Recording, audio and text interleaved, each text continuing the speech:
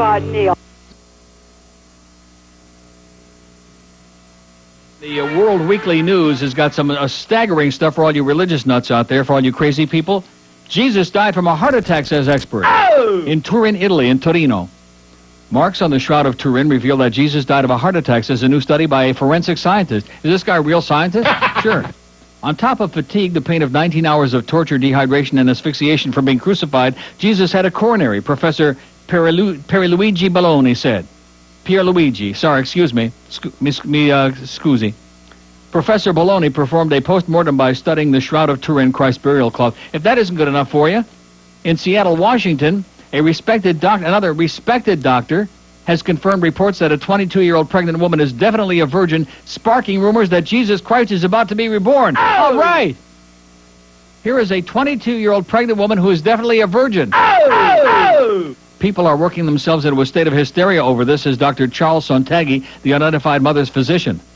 I can assure you that other than the fact that this young woman is medically a virgin, there is nothing remarkable about her. Yet for weeks people have camped out in front of my orifice, hoping for a glimpse of the second Virgin Mary. Oh! News of the miracle pregnancy spread after Dr. Sontaghi wrote an article on the case in a medical urinal. An extensive excerpt was reprinted in a widely circulated church newsletter, and now thousands of devout, hysterical, crazy Christians are flocking here from around the country, eager to be on hand for the birth of the new Messiah. Oh! To protect the privacy of his patients, Dr. And by the way, how can there be a new Messiah? Huh? We're expecting one, aren't we? I mean, you? I mean, Jew? I thought he was coming back on a motorcycle. I didn't think it was going to be an imposter, not a new one. Or maybe this one's a clone. Maybe it's Dolly. To protect the privacy of his patients, Dr. Sontaghi has had to move his orifice and get an unlisted phone number. He said with a sigh, it'll be a relief when this whole thing blows over, is what he said. Said a local Baptist minister, until the child is born, we won't know for sure. But they determined beyond a shadow of a doubt she has never had sexual intercourse. It's a freaking miracle. Oh! It's a spontaneous birth. Oh! It's a freaking virgin. Oh! The following program contains language and subject matter that you may consider unsuitable for children. Parental discretion is advised. This program is rated PD. Pretty disgusting. Neil, God. Don't get in that Mercedes. Princess Di, we're begging, please. Paparazzi's coming after you. You're gonna crash into a wall. No more rich guys for you. Oh! Princess Di is gone. Oh, Princess Di. Princess Di is gone. She's really gone. Went into a tunnel. Hello, wall. All right, 10:01 at 560. Enough already with the goddamn wall. Enough with the crumbling there, will you? Jesus, show a little respect. So what kind of an asshole would go out and start buying books about this Diana just because it's, because it's the one-year anniversary, get caught up in all this re-hype again like there's nothing else going on in the world? I mean, we've got Gloom and Duma in Russia. Isn't that what they're calling it? And some assholes are out there buying Diana books, like this one I got in my hand right now that I bought at Borders yesterday. The Day Diana Died by Christopher Anderson. I read like the first few pages, and I think it's going to be disappointing. It's like another suckfest, I believe. For like, how much did I pay for this? Oh, jeez. $27. And tax. And recapable whatever goes with it. $27 for another suckfest? Man, oh man. So I got some great mail here, and also a couple of good faxes. Last night, I'm watching our show on Whammy at 10:30, which on Sunday nights at least. I'm not even going to tell you when it's on, because I have no idea anymore. It's on whenever they feel like it, when they got nothing else to stick on there. And the 10:30 show was pretty damn good, so I'm waiting on Sundays. They've been showing reruns from 10:30 to 11:30. Two piggyback back-to-back, as in piggyback. 11 o'clock comes the Bobby Bowden show. And I said, what the F is this? It's the effing Bobby Bowden show. Well, coming to find out this morning that they were all along, we were never going to be on at 11 o'clock on Sundays. It was either going to be replaced by the Bobby Bowden show or a show called David Suarez on Fashion. Which, And I guess they must have seen this picture that I have in my hand, which you'll have to watch the TV show to see this. David in a lovely green gown. I mean, he is just beautiful in there. And they took one look at this and they said, well, maybe Bobby Bowden looks a little more macho, and we've already got too much of that kind of stuff on the air anyway, which God only knows they do. David Suarez on Fashion. They maybe pick it up in place of Out Loud or one of those, so keep your eye peeled for that. Speaking of that, by the way, they had some pretty interesting people on 10s last night. Did you see that? That's what people want to see. Cleavage. They want to see naked. They want to see cleavage and peevage. That's what they want to see. Now you're talking. They want to see hot, young, almost naked bodies, preferably naked. But if you can't get away with that, as close as possible to the real. And you're right, DT needs a whole bunch of meals. He looks like post-Auschwitz on a bad day. I have never seen Ichabod Crane look like Fat Joe compared to that. That's how scrawny DT is. But anyway, enough of that crap. Boy, so I've got this great letter. I'll get to that in a minute. That's going to take like at least 2 segments. But here's the facts. We got all this crap about Buddy Bud Paxson, by the way, in the papers because PaxNet starts at noon today. All right, let's hear it. As Buddy Bud brings God and religion back to television with a bunch of mushed-over old reruns. What does that have to do with anything, you know? Dr. Quinn, Medicine Geek, or whatever all those shows are that he's putting back on. Father Dowling Mysteries. Oh, boy, that's my favorite. Bring back the Lord to TV with Buddy Bud Paxson, who, of course, is a total phony, and the only thing he cares about is the bottom line and hopes to make a lot of money by not spending any. Just kind of like this joint here. It's a crapshoot. Let's shoot up some crap and see if anybody... And they will watch it. That's the sad part of it, because anytime you put any of that rerun old crap on there, it attracts an audience. Not a big, massive, and vivid audience, but some audience, and he'll make more money on it. But somebody faxes me this article this morning, which I wish it was a better copy. They always fax me these, you have to be a genius to be able to read these. From the Palm Beach Post yesterday. Thank you, John and Boynton. Get a new fax machine. But at any rate, maybe it's ours. And it's Buddy Bud Paxson commenting on yours truly. And here's even a little picture of me, a real goofy picture of me. Goofier than usual. It says, "This is one of those things that I honestly believe the Lord played a hand in," offers Paxson. This is one of those things that Oh, God! stuck his hand in. When Paxson, and this is so full of lies and error and bullcrap that it's absolutely, positively, Unbelievable. It's just amazing. I mean, born-agains don't lie, do they? They don't feed us a bunch of horse crap. When Paxson bought WIOD AM 610 in May 1997, he had to assume the 5-year contract of Neil Rogers, the #1 radio trash master in Miami. Paxson considers Rogers vulgar and profane on his best days. Paxson's lawyers could find no way out of Rogers' contract. This is such an unbelievable lie, if that's what this man said. First of all, they could have paid me off right off the bat and never put me on air one day. That's number one. Secondly, the reasons that they bought the radio station, according to this man himself, was 2 reasons: for the Miami Dolphin broadcast and the Neil Rogers show. Period. Those are the main reasons they bought IOD before they trashed it. Paxson's lawyers could find no way out of Rogers' contract, but 6 months after Paxson bought WIOD, he got a something or other, which I can't read this, that pointed out that the contract could be, the deal could be renegotiated 6 months after the sale of the station. Paxson happily obliged. Total lie. I had a 1-year window in my contract, which said that up to a year after the sale of the station, I could renegotiate, and otherwise I was a free agent. I paid his salary for 5 months while he sat on the beach. Actually, he went to Italy, then he came back and went to work for another station, WQAM. It cost Paxson about $10,000 a week for 5 months. Did I clean up the airwaves? Only a little corner of the rug got cleaned, unfortunately, but that's all I could do. My contribution to South Florida was keep Neil Rogers off the air, says Buddy Bud Paxson. Whoever wrote this crap in the Palm Beach Post, and by the way, that's a Cox newspaper, I should point out, which they should know better. Whoever wrote this should be in jail right now for bullcrap. Don't they have a bullcrap jail? They ought to. Man, would that be loaded. See a lot of familiar faces from around here in that place, by the way. But at any rate, just loaded with lies, because at the time that I did sign the deal with WQM to come over here, what were they doing with me? Renegotiating for me to do another 5. In fact, they wanted 6 years, not 5 years at IOD. And putting up billboards trying to... And putting up more billboards trying to convince, hey, yeah, everybody listen to IOD and the Neil Rogers show. And I remember Harry Penis telling me, oh, yeah, well, the reason we're only putting up Neil Rogers billboards, we have nothing else on the station that's worth promoting. How do you like them apples, huh? When they brought in that Harry Penis Valentine from Orlando. How's he doing now, by the way? Anybody seen him? Yeah.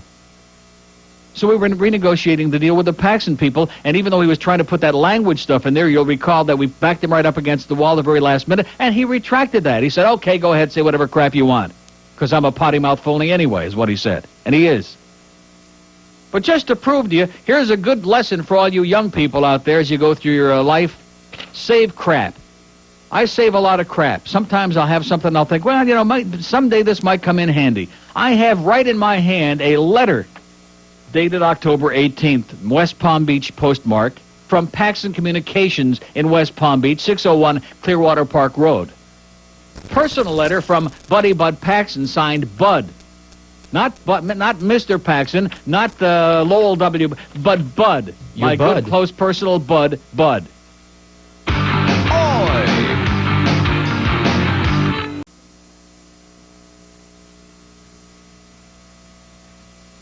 Mr. Neil Rogers, Dear Neil, just saw your summer Arbitron ratings and your double-digit 10.0 share for men 25 to 54 jumped off the page, not to mention your #1 ranking. The adult demos were also very impressive. Congratulations and thanks for the confirmation that we made an incredible deal when we purchased WID.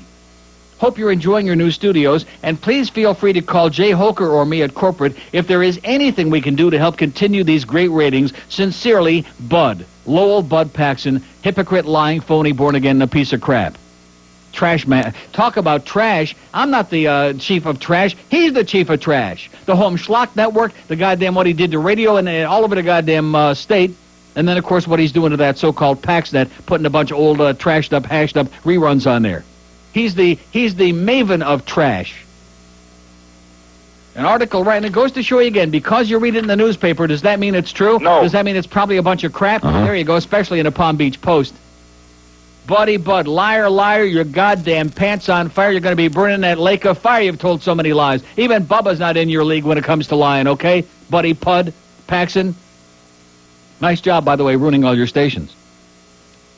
What a frickin' liar. And like I said, man, these born again, each and every single one of them, hypocrite, phony, screw around, liar, every goddamn born again that I've ever had any dealings with in my life, full of crap. It's just overflowing like a goddamn septic tank. It's backing up in their puss like a goddamn overrun colostomy bag in Cemetery Village. Oh, there he goes being crude again. I got a great letter. Boy, do I have a letter. Here's a lady mobile in Pompano. Hello. Hi, Neil. Yes, ma'am. Oh, I love to hear about your rectum. There you go. Rectum. I mean, I'm a nurse and I sell HIV medication, so I'm kind of a different breed anyway, but I live to hear you talk about your rectum every day. Great. Well, I'm going to talk about it a lot more. That'll keep Elizabeth listening. I know that. She's hanging on it right now. Oh, that day you talked about your little accident in the car. I couldn't even get out of the car and work. I just sat here and laughed all day. Well, it happens to the worst of us. Well, I think you're the best. You just keep talking about it, okay? Okay, sweetheart. Have a great day. Thank you. Bye-bye. She wants to hear me talk about my rectum. How do you like that? There's a lady that's not uptight. That's got a sense of humor. This bitch that writes in the letter, well, I didn't know the difference between dirty funny and dirty gross. Then she watched it on TV and got to see your facial expressions and got to understand that you're goofing. Oh, gee, it's just a radio show? Is that what you're trying? What a concept, Elizabeth. Just a goddamn radio show. There are people out there, there are those people who want to be offended. They want to take things seriously. They want to get all bent out of shape. They want to be incensed. If you want to be incensed, Elizabeth, just get in your car and drive 10 blocks anywhere in this town. You'll be incensed in no time, probably within the first 30 seconds.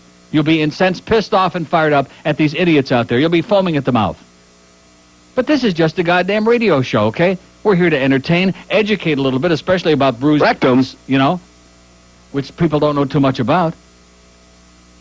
But this broad is taking it seriously. And then you combine that with Buddy Bud Paxson telling all these lies, a good born-again Christian like Buddy Bud Paxson, and it's enough to make you lose faith in the whole goddamn human race. And then you compound it with the fact that the Dow's now down 98 1/3 points, and the Nasdaq's down 52 points, which is a major calamitous number at this moment, in spite of the fact that all these experts this morning were hocking us at China, bada-beep, bada-boop, bada, giving us a big song to dance like a pep rally.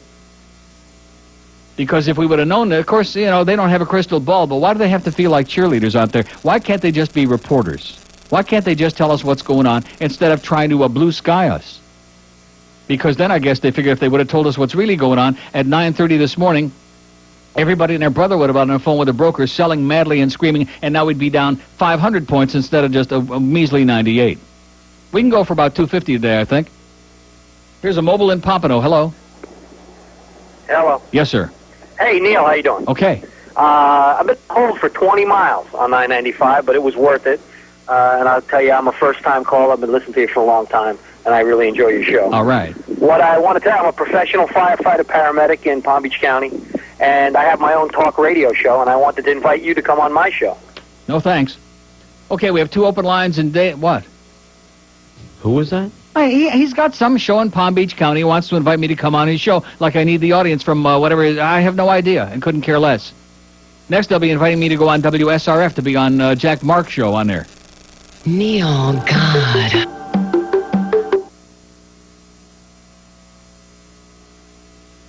I'm going to tell you one thing. If things get really rough today, I'm going to read the entire weekly world news on here today. Thank God I brought these good tabloids in.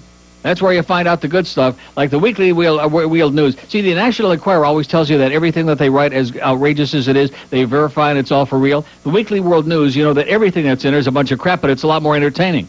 Like the picture of Bubba on the front cover this week, with the black eye and a scar on the nose, and the front page headline, Clinton wears heavy makeup to hide injury. Did Hillary give Bill a black eye, is what it says?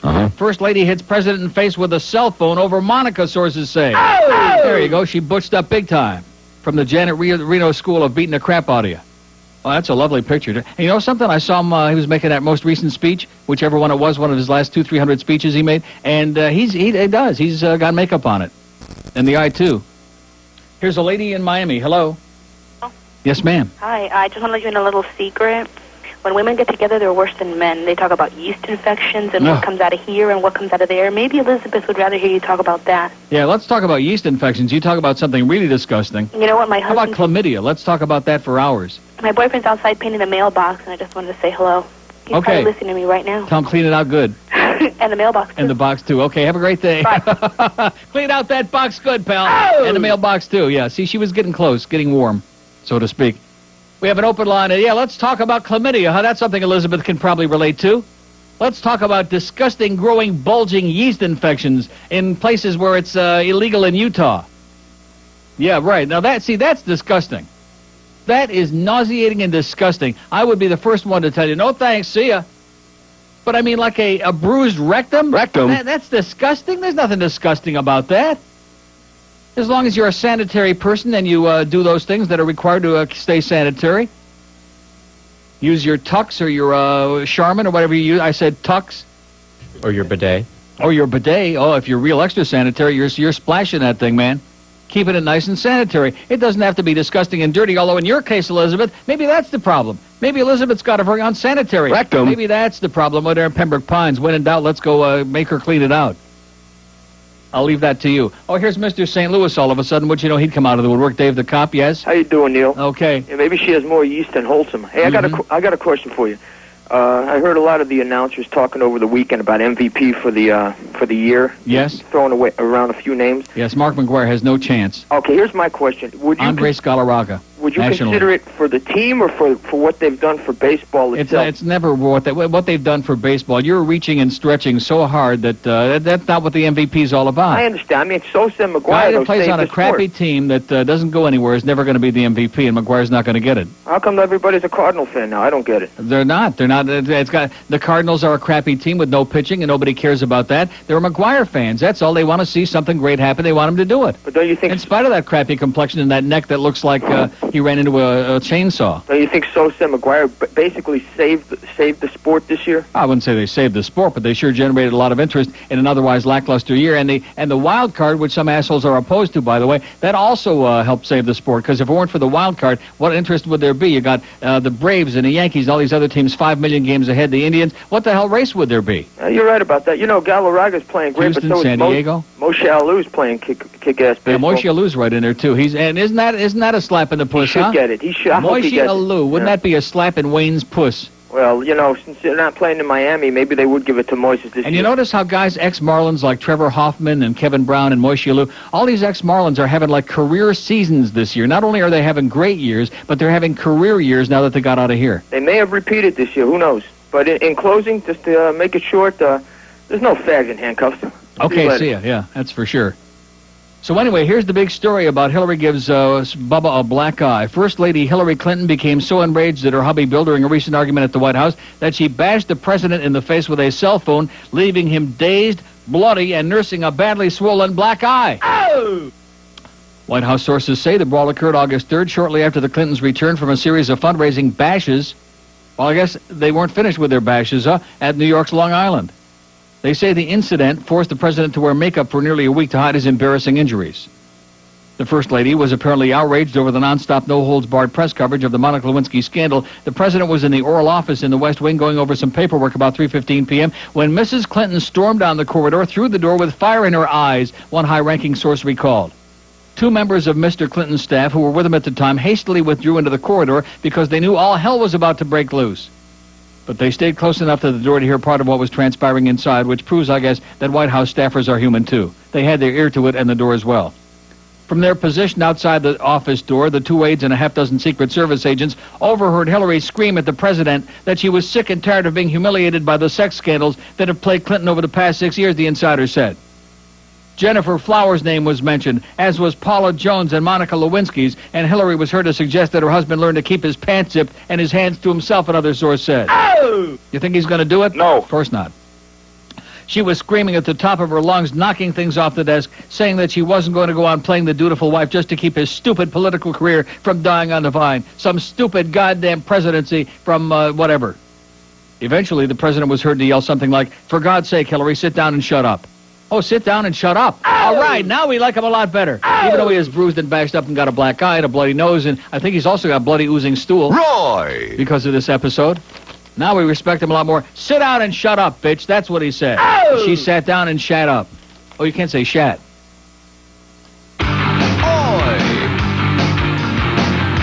Oh, God, Neil. Here's Miami. Hello. Neil. Yes, sir. Yeah, yesterday I'm there, laying in my bed, waiting for your show at 10:30. I watch it. It's pretty good. And at 11 o'clock, this dumbass Bobby... The goddamn Bobby Bowden show, and again, they don't even tell us that we're not going to be on. These people at Whammy, man, they got some goddamn nerve. They just plop the thing on there whenever they feel like it, and if they got anything else to stick on there that they might get a couple of bucks for, we're preempted. I mean, wouldn't it be nice if I could come on the air like last week and say, oh, by the way, for those who watch on Sunday, be sure to watch 10:30 because we won't be on at 11 anymore? Wouldn't it be nice if they would tell us? No, they can't be bothered. Because the best day was Sunday where they play you for a full hour. Right. But no, they can't have a good for thing that on damn Whammy. nose-picking redneck Bobby Bowden that everybody hates like poison, and rightfully so. Exactly. Also, on the Mark McGuire thing, yeah, everybody's treating, no, he shouldn't have been kicked out because of the home run or whatever garbage. In baseball, there's no preference. Just like in basketball. There's no preference? Don't tell that to Steve Stone. Neil, God.